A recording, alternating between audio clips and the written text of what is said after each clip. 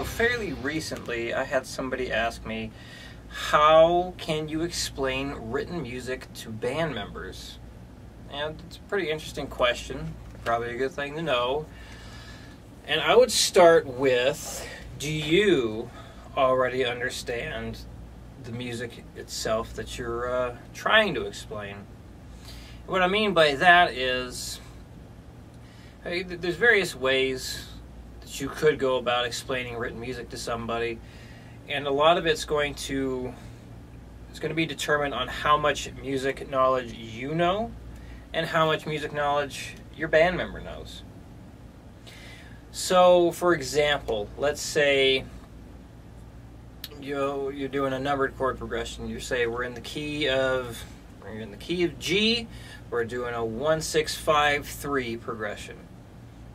And if everyone knows what that means, that's it. It's already been communicated.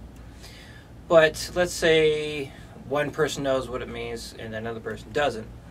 So what did I say? 1-5-3-6 or 1-5-6-3? Let's pick something I can actually remember. Let's say we're doing a 1-2-3-4 progression, so I don't forget. In the key of G. So what that would mean is you're in the key of G, so you would have to know kind of what notes make up the key of G, first of all. So let's assume we're good there. So a 1-2-3-4 progression in the key of G would involve playing a G major chord, A minor chord, B minor chord, C major chord. So if you understand what the numbered chord progression system is, that's one way you can explain a chord progression to someone.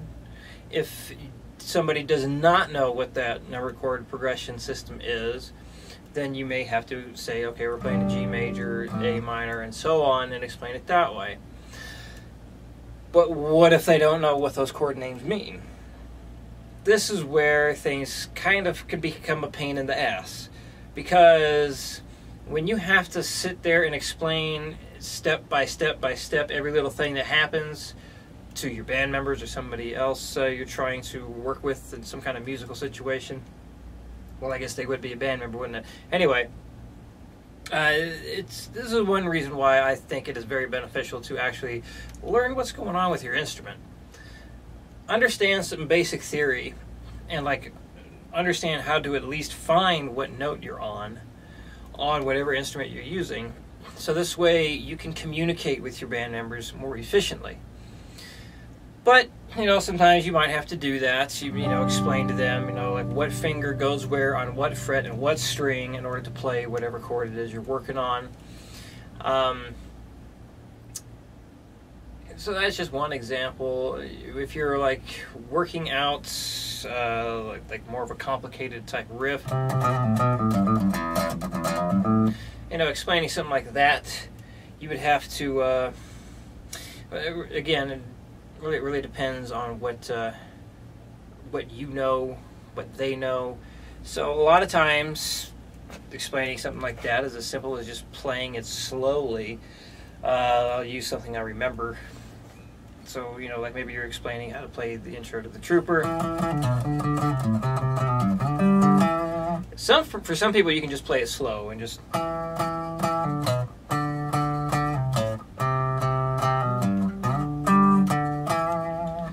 And that could be enough to explain something to someone, because some people have really good ears, or just watching what you're doing, and they pick up on what's happening, and that's one way to explain. Another way, you might have to break it down and say, I'm picking the 7 3 times, then doing a pull off to the 5, and then picking the 7 on the E string, then we go down. It's kind of explain it like that, step by step. Sometimes that's necessary. If you have the tablature for the song already written out or printed out, you can just hand that to the band member, and hopefully they know what it is. As far as understanding standard notation, now I've been playing for almost 20 years. I've messed around with learning how to sight read standard notation without tablature. I know enough to figure things out if I have to. However, I really do find tablature the most efficient way in playing a lot of the stuff that I like to play, because of how precise you need to be on the fretboard, what fret you're using on what string. Because remember, if an E. Like if you're looking at your standard notation, if you know what I'm talking about, you have the spaces. You got the 4 spaces, F, A, C, E. So like that E note right there. On my guitar, I have that note here, here, here, here, here, and here. So I have 6 places to play that E note. Most likely you're not going to be playing it over here. But just to drive the point home, standard notation does not tell you where you are supposed to play all those notes. It'll tell you what key it's in from the key signature stuff, which if you're looking at standard notation, it'll have some sharp symbols or some flat symbols, which will tell you what key you're in. If it doesn't have any sharp or flat symbols, then you're in the key of C. Anyway, so I do think, though, it's been very beneficial for me to know what the note value means when it comes to the rhythm. Rhythm is so important with music. It doesn't matter what instrument you were playing, even if you're singing. I think it's very important to understand how to count rhythm and at least know how to look at standard notation rhythm stuff and kind of write underneath what it would be, what the count would be, and kind of take it from there. That's one thing I like to show students how to do, is I show students when it comes to learning rhythm how to count rhythm, how to kind of do a simple way. If you've seen any rhythm stuff that I've been working on, I like to write out what a full count would be underneath the tablature and then underline the part of the count that you play on. I think it's a good way to get a feel for tapping your foot and counting out what rhythms are and whatnot. And then after that, once people get used to being able to say and play their rhythms that way, then we go look at some standard notation stuff, and I start showing them, okay, well, all the stuff that you learn how to count and say, this is how it applies to all these funny looking symbols. So going from that, if you can say rhythms, it can actually help in conveying something to another member. So like a pretty common rhythm for metal is the gallop. It's usually an 8th note followed by 2 16th notes. So it'd be 1 and a 2 and a 3 and a 4 and a... So like if you did straight 16th notes, it would be 1 E and a 2 E and a 3 E and a 4 E and a... Then you change it to a gallop. 1 and a 2 and a 3 and a 4 and a...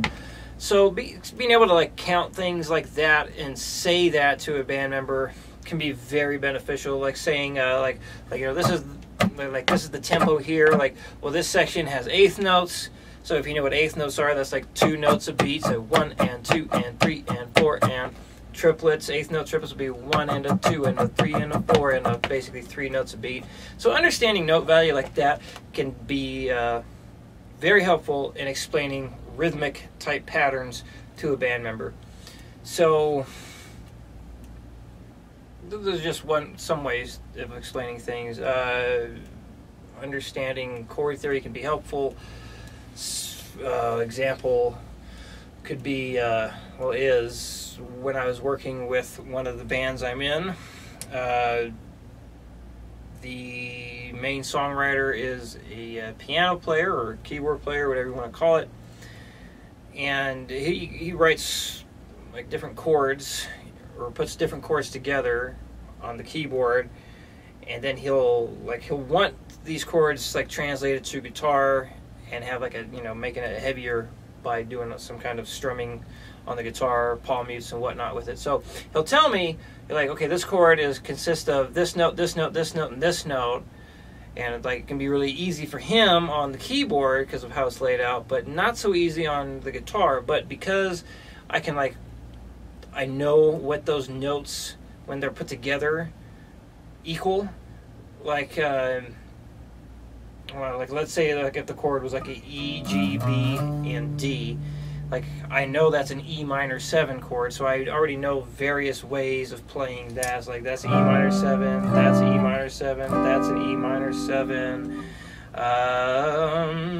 There's another version of an E minor 7.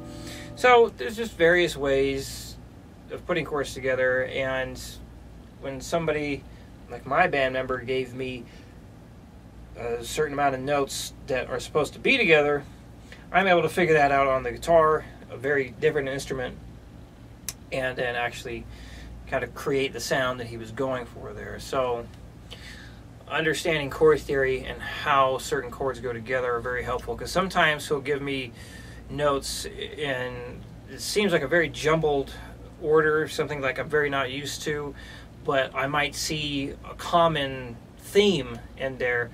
Like a lot of times chords can be played with their notes out of order or jumbled up in such a way, which are voicings or inversions. It really depends on the order of how the notes are laid out. But anyway, if I see a common one, like if I see like the E, G, and B, it's like, okay, I know that's an E minor chord. Now, what are these other notes involved here? Maybe I can make something with that. So I'll go ahead and sum things up now. So again, it really, how do you explain written music to someone else?